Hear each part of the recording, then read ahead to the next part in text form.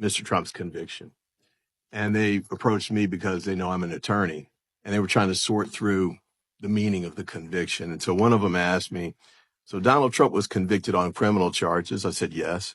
And he still gets to run for president? And I said, yes. If he wins, he can take office? I said, looks like it. And he paused a second. He said, wow, I got convicted for some misdemeanors, and I couldn't even get any kind of job.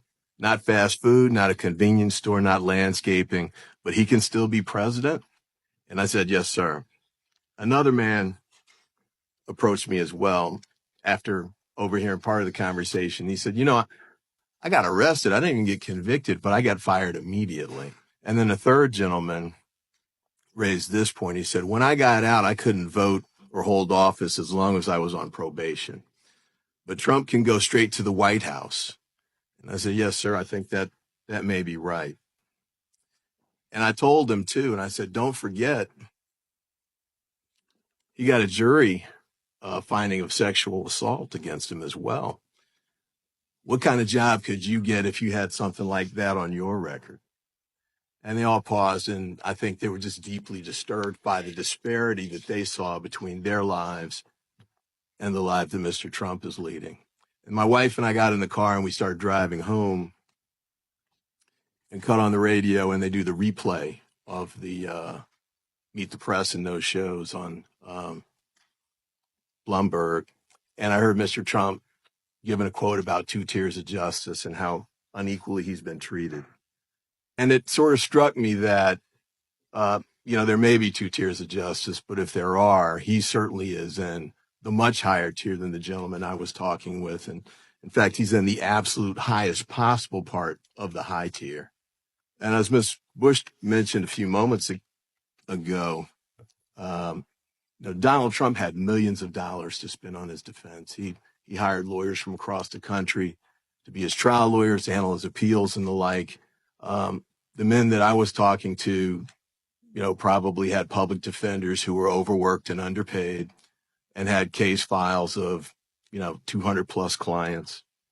And I'm sure they didn't have anybody like the Speaker of the House showing up at their trial, bringing 20 other plus House members, Republican House members, to stand outside and make public attacks on the judge and the prosecutors in an obvious and unfortunate attempt to influence the jury.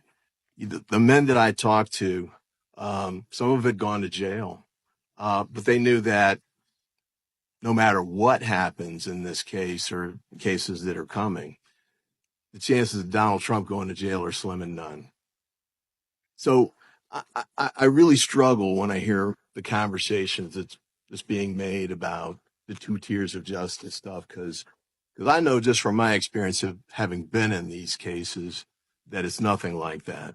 And I also know that even if he doesn't go to jail and he's put on probation, the things that these men had to go through on probation or parole is different than what he's going to face. I mean, they're not going to be delaying cabinet meetings so he can have his mandatory appointment with his probation officer. They're not going to be delaying national security meetings so he can do his urinalysis test. And he's not going to have to get permission from a judge before he flies Air Force One out of the jurisdiction. There's definitely 2 tiers of justice.